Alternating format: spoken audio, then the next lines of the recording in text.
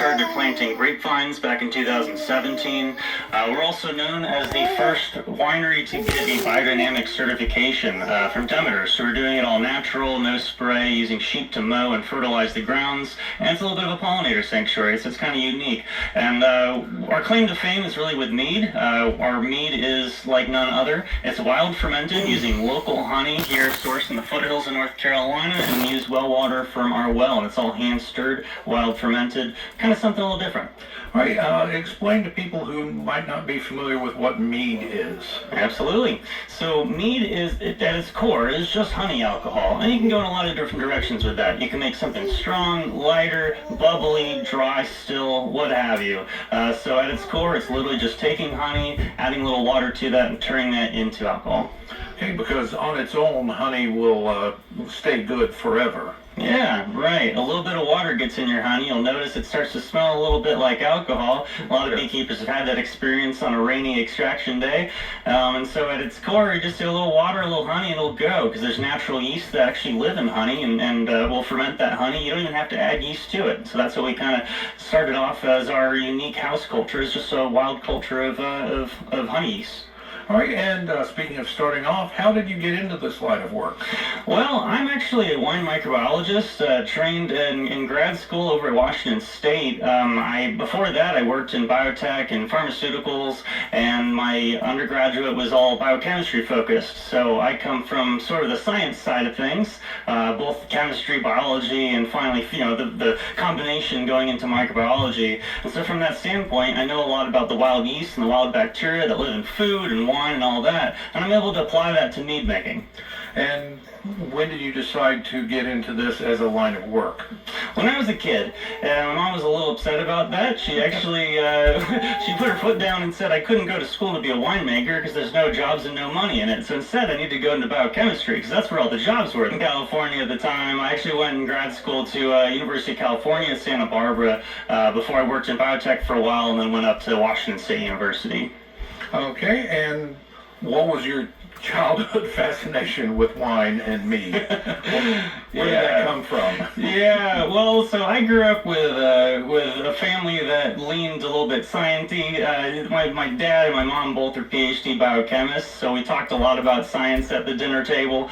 And we also happen to have a lot of family in Spain, right? So I grew up with a lot of Spanish wine around, and so it was always just a normal thing at the dinner table to kind of try wine and enjoy it. So I always experienced and appreciated it. And so when I was a teenager, I knew I wanted to go to college and learn how to be a pro, with winemaking. Okay, and again, we're talking with Nicholas Hography from Stardust Cellars, and you are at 4780 Statesville Road in North Wilkesboro? That's right. And where can people find out more information about you? Yeah, we have a website, stardustcellars.com. We also have a Facebook, Instagram page, TikTok, YouTube, you name it. You search for Stardust Cellars, you'll find us. Okay, and phone number is 336-466-4454 for the tap room. That's right. It's a good number to reach me on. And if you ever want to place orders or find out more, feel free to text or call me. And you have in North Wilkesboro, your tap room is open from, what I understand, Wednesday and Friday 4 to 9, Saturday 2 to 10? Yeah, we're open 2 to 10, and we're on Sundays 2 to 8. Yeah. And that's during our peak season. During the winter, we slow down to just noon to 5 Saturdays and Sundays. And actually, something y'all might not know, we're about to break ground on a brand new tasting room in downtown Mooresville. Okay. So that's going to be on Main Street, right across from the Citizens Center, right in the smack dab middle of Mooresville downtown. Okay, and locally, people can find you every week at Cobblestone Market. That's right. Yeah, we're there every Saturday. It's a wonderful market. Highly recommend checking it out and supporting your local producers. All right, and so what makes your business different in the industry? I guess there's a lot of wineries, there's not that many meaderies. That's right. Is that the right phrase? Absolutely, yeah. Meaderies are really up and coming. There haven't been a whole lot of action a few years ago, and you'll notice over the last couple of years, mead has really taken off. Yes.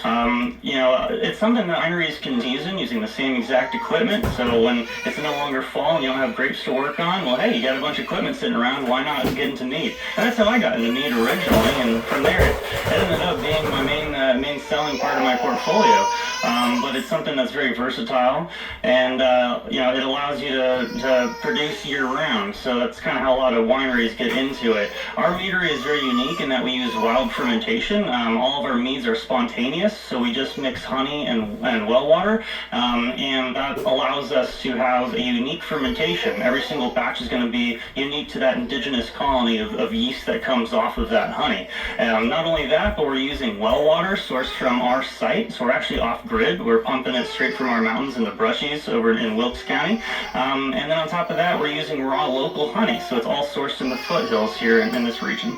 Okay, how did you get from California and Washington State over to the other coast? Well, honestly, I wanted to be part of the scene. Out here, we have a really up-and-coming wine region that's starting to make a name for itself. Funny enough, wine actually was very dominant in this area before Prohibition. North Carolina knows what it's doing and has the right climate for it. We just simply replaced all our vines with tobacco because back in the 20s, that's just where the money was at. So I kind of knew going into this that this was actually one of the best places in the world to make wine. And on top of that, we have some of the best honey in the world. My favorite honey to work with is sourwood, and it just happens to be one of the main honeys that you can get out of our little region, the foothills, and you can't get it anywhere else in the world. So really coming to North Carolina meant I had access to the best resources in the world here for making mead. Did you try any other regions, or did you just head straight here?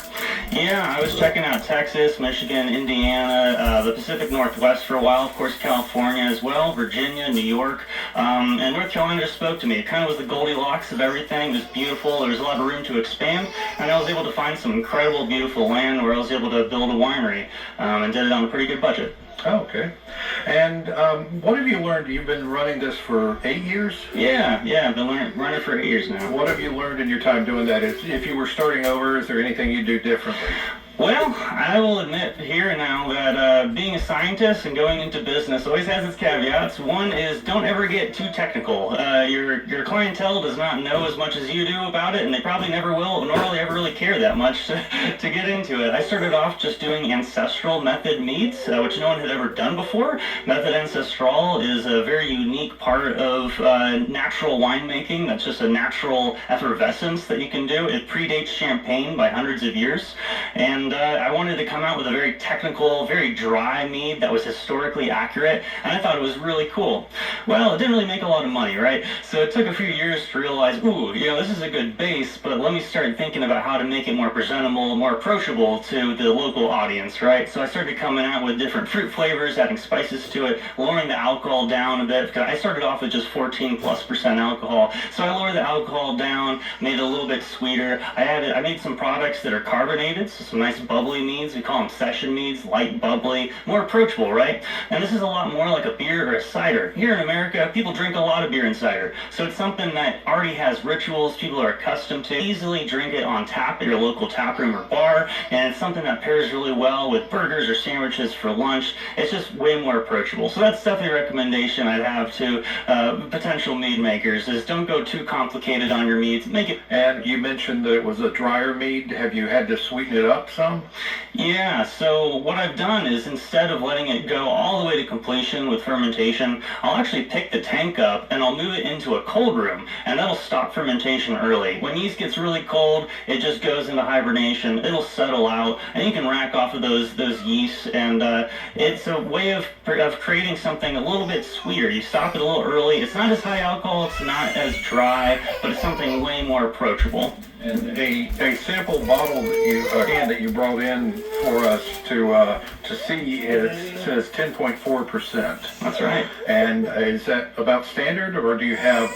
What's the range of alcohol content for your meads? Yeah, so I have a few different subsets of product lines. The ancestral product line that goes fully dry, we ferment it to around 14% alcohol. The one you have in front of you is a new style. We just came out with it last week, actually. It's something very special. And we stopped that fermentation a little early, so it hits 10.4, and it's got a little residual honey left in it, so you can taste it, and it really mellows it out, makes it really easy to drink. Kind of scary, easily to drink at 10.4. before, you'd be surprised. But then I have another product line called Funky Ferments, and these are just 5% alcohol, meant to be a replacement for beer or cider. And the really cool thing is a lot of breweries and a lot of places are looking for a gluten-free option, and cider it's been around for a while. People have had, a lot of classic ciders on tap for a long time. Mead offers something unique, a little, interesting, something that really showcases the local flavors of North Carolina. And the sample you brought us was a bourbon barrel aged. That's right. Yeah, we get barrels in from Kentucky. We let it sit for 6 months and take on this extra phenolic characters. You'll notice flavors of toasted coconut, vanilla, the rich smoky flavors, and it just brings that honey to a whole nother level. Okay, how many different meads do you offer? Well, I just counted this week, and we're currently at 18 different meads that we keep full-time in our portfolio. Wow. Yeah, it's getting a little extra. A lot of it seasonal? Yeah, we actually just started doing seasonal meads. So this month we launched we launched a pumpkin pie mead. We launched the bourbon barrel mead, and something that's kind of a surprise for us Winston-Salem folk. We just did a collaboration with Chad's Chai. So nice. They're right one street over from us. Exactly. So that's hyper local to y'all, and we just used Chad's delicious chai blend, and we let it soak in our mead. We actually ferment to 14%, get the high alcohol, extract it, and then we dilute it down to just 5%, and it becomes super approachable and delicious, and you can't get more Winston-Salem than that. We're going to take a break, and when we come back, we'll talk to you a little more about the history of mead and some more things about what you offer at Stardust Cellars. WTOB's Local Business Spotlight is a weekly conversation with triad business owners and is available on our website on demand at WTOB980.com. We will return to this week's episode in a moment. Get your tickets now for Callidium After Dark, Saturday, October 11th, BYOP. Bring your own pumpkin and let your creativity shine at this fall-themed 21 and over night out. Carve your perfect jack-o'-lantern, put your engineering skills to the test by building a mini catapult, and sit down with Camel City Mahjong for a lively learn and play session to discover why this timeless game is having such a big moment. Get your tickets early and save. $20 online, $25 at the door. Includes 2 drink tickets for beer, wine, or a non-alcoholic beverage. Low empanadas will be on site. Sponsored by Mass General Store. Get your tickets online now at Callidium.org. Saturday, October 11th, 6:30 to 9:30 p.m. Callidium After Dark. Bring your own pumpkin. Heads up, Winston-Salem. This is Chrissy from Himalayan Hideaway Salt Cave. We are in for a worse than average allergy season this year. But have no fear, the cave is here. We have options. We have an all-natural capsule for sinus issues to take as you need it.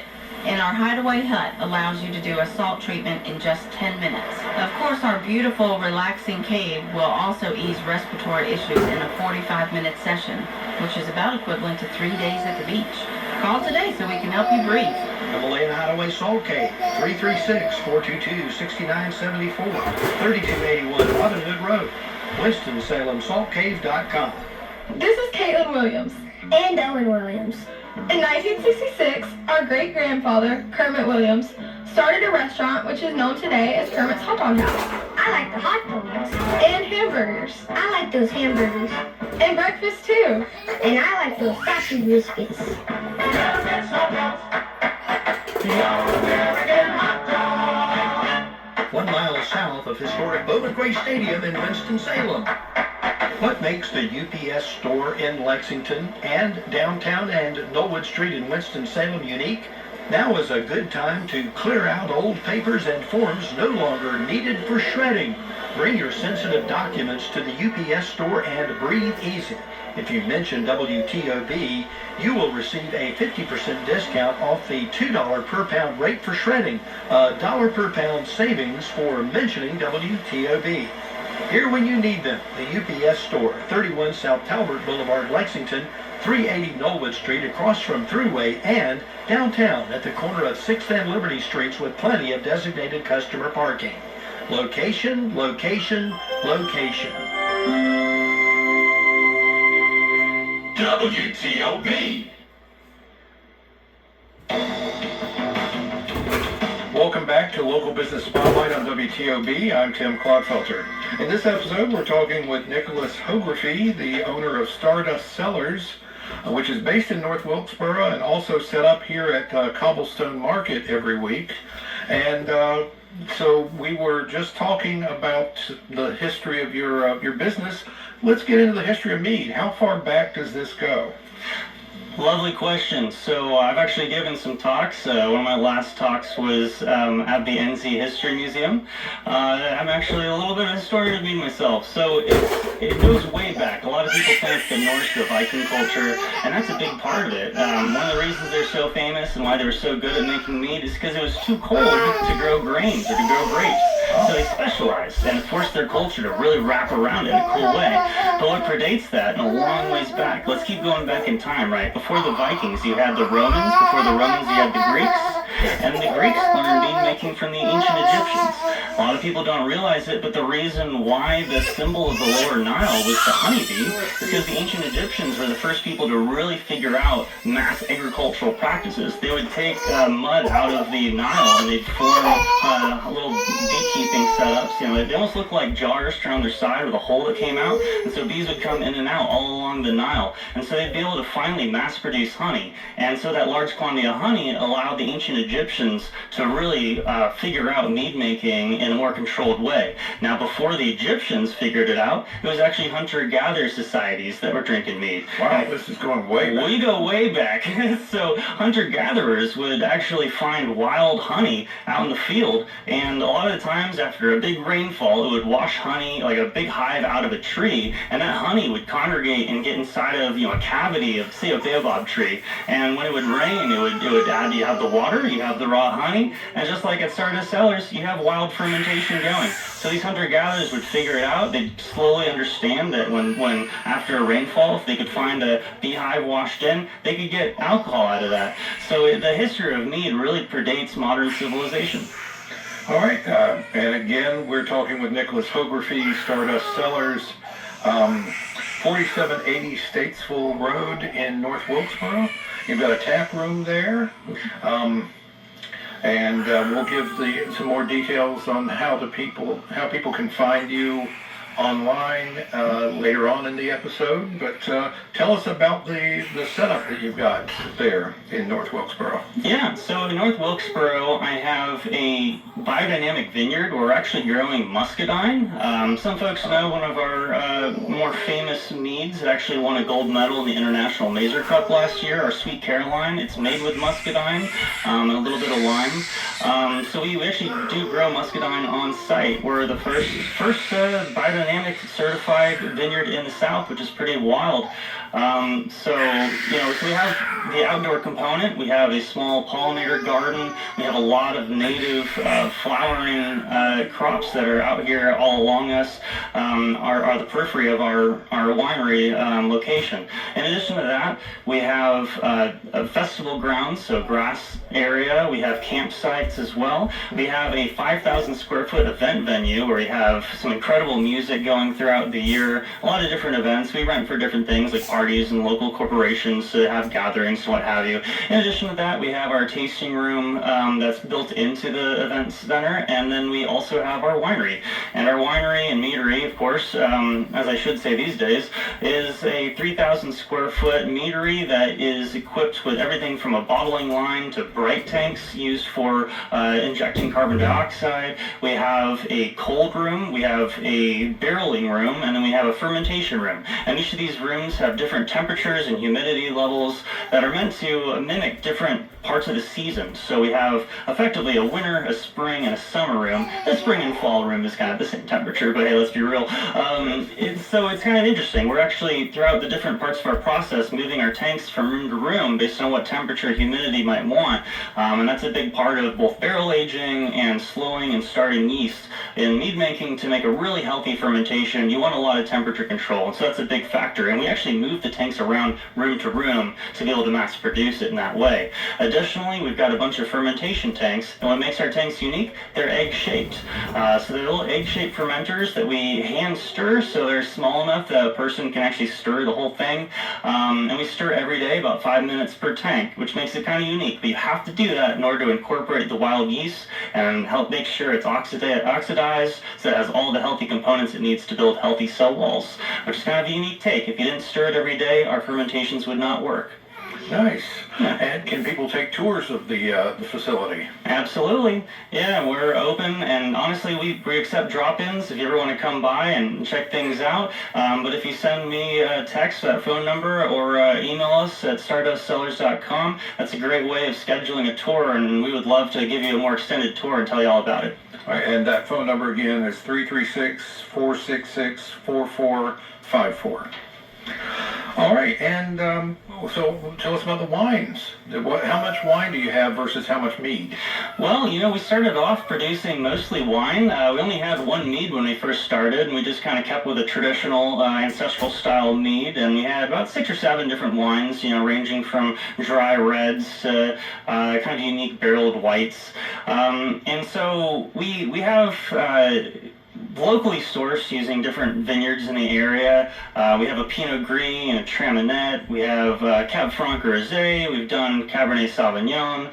I also have worked with some vineyards out in Spain. We actually made one of the first Spanish wine grape, using some grapes out that way. So we've actually been making wine for quite a while, and all of our wines, for the most part, have been spontaneously fermented. So we use the indigenous yeast that come on the grapes, and so that kind of sets us apart. That's kind of our unique wine style. And once our muscadine is grown up a little more, we're going to not just add it to our meads, but actually do 100% muscadine wine. And that's something I'm working on right now. I'm actually picking more muscadine grapes next week. Nice. When I was growing up, my father had muscadine vines in the yard, so I just adore those. Yeah.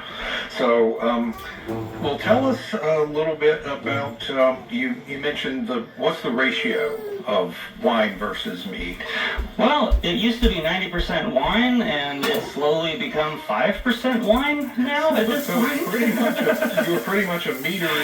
Yeah. How would you explain to people who haven't tried mead what the flavor profile is, how it compares if they're expecting a beer, or is on the beer wine scale, what would people think of it? I put it right smack dab in the middle. And I make some meads that are more wine. When I ferment it dry and it's still and in bottles, it presents just like a wine. And a lot of people will call it honey wine because that's a good way of understanding it. It's just wine made out of honey instead of grapes. But you can get, in so many ways, more of a cider feel or more of a beer feel depending on how you do it. So my session meads, which are a little bit lower alcohol, like the funky ferments, they'll actually be a lot more like a beer, between a beer and a cider. Yeah. It has more of that yeasty, rich component you want out of a beer, but it's got a little bit more of a refreshing, easy drinking sort of, vibe like a cider would have. So I'd say the session meads are more like a cider meets a beer, and then the higher alcohol still meads that we do are really more like a wine than anything else.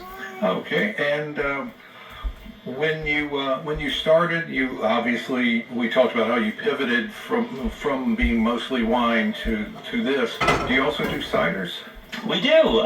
So we have an incredible blueberry cider called Blue Ridge Blueberry. We got a strawberry cider, Stone Mountain Strawberry, and we also have an Appalachian apple cider. So we do produce ciders as well. It's a whole other subset, another category for us, and that just kind of adds to our sales. I think they're delicious. People go crazy for them, especially the blueberry. Yeah. So it's actually been a surprisingly big hit for us. Oh, great.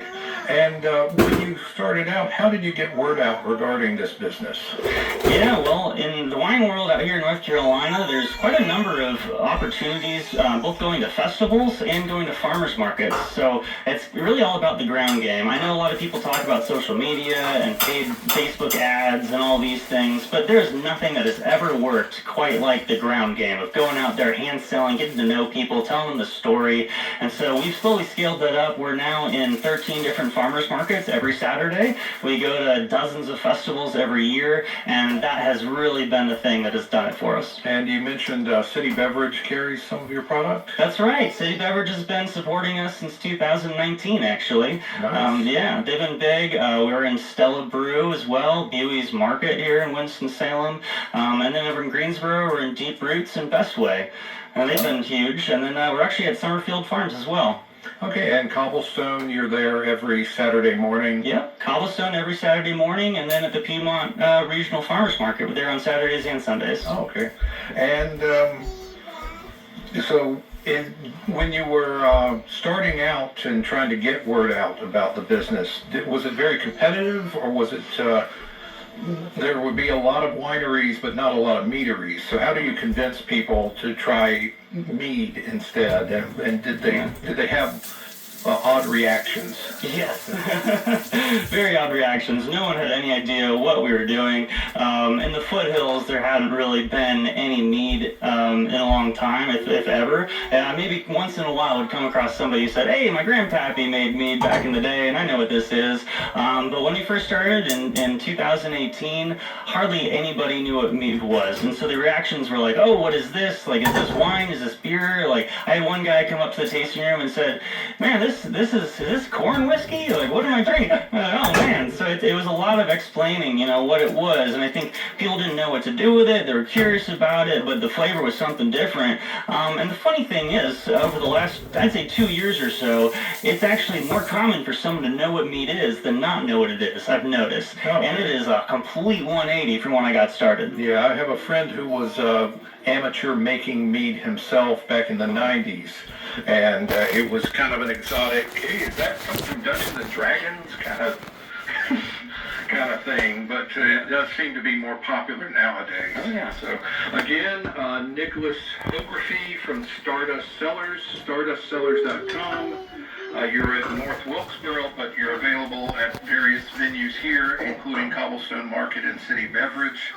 And you've got the tap room with the music acts and various things throughout the year. People can find out about that on your social media. Yep, social media. We post about all our events on Facebook and Instagram, and we also keep an event calendar online. And you can also sign up for our quarterly newsletter. We'll send out information about upcoming events, and you can find that link through stardustcellars.com. And you can also join our mead club if you're so inclined. All right. Well, thank you for coming in. And is there anything I've forgotten to ask you that you'd like to share with our listeners? Well, I think everybody just needs to start tasting more of their local honeys here in the foothills. You'd be surprised to know that our sourwood honey is one of the rarest and most expensive honeys in the world. I think it's easy to not realize and appreciate the kind of honeys that we have access to. Please go out and support your local meaderies. They're working hard, and honestly, North Carolina mead is about to blow it out of the water. We've got something special here. We just need y'all's support. So thank you. Join us again right here next week. Tim welcomes two local business owners. If you'd like to call the program to talk about your business, call 336-723